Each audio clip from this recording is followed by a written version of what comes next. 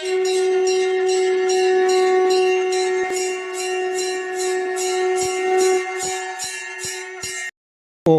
ஸ்ரீ குருப்பியோ நமஹ. ஓம் கம் கணபதயே நமஹ. நம்ம ஸ்ரீநிகேதன் வலைதளம் வாயிலாக முருகப்பெருமானுடைய சஹஸ்ரநாமத்திலிருந்து தினமும் ஒரு நாமாவளியை சிந்திச்சுருக்கோம். இன்றைய தினம் 768வது நாமாவளியாக ஓம் விபுதாக்ர சராய நமஹ.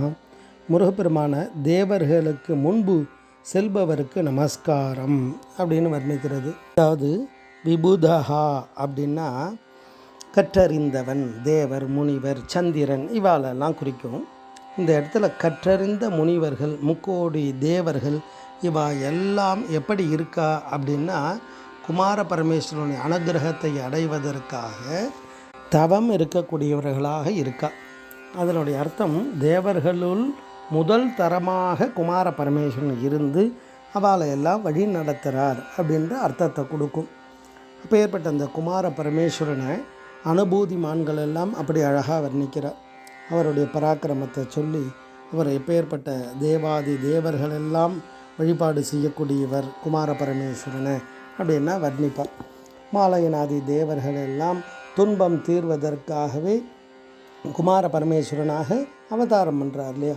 அந்த சூரபத்மகிட்டேருந்து இவாளுக்கெல்லாம் அந்த துன்பமான நிலையிலிருந்து இன்பமான நிலைக்கு மாற்றக்கூடியவர், அதற்காகவே அவதாரம் செய்தவர் குமார பரமேஸ்வரன். அதை தான் இந்த நாமாவளியில் அவர்களுக்கு தேவர்களுக்கெல்லாம் முன்பாக இருந்து அவளை வழி நடத்தக்கூடியவர் முருகனை தேவர்கள் மூவர்கள் தம்பிரானேன்னா வர்ணிப்பார். அப்போ இவருடைய அனுகிரகத்தால் எல்லா பாக்கியமும் எல்லா தேவர்களும் அடைகிறார்.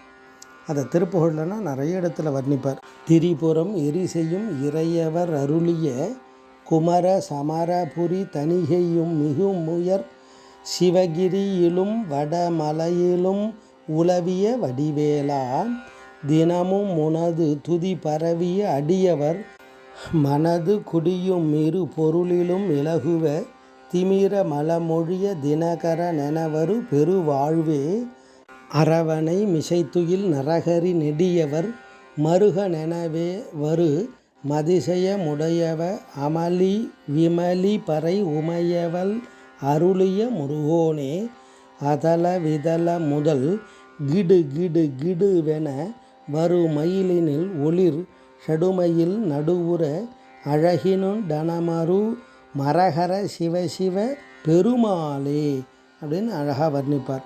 இதெல்லாம் சந்த தமிழில் இறைவனுடைய அந்த பராக்கிரமத்தை வர்ணிக்கிறார்.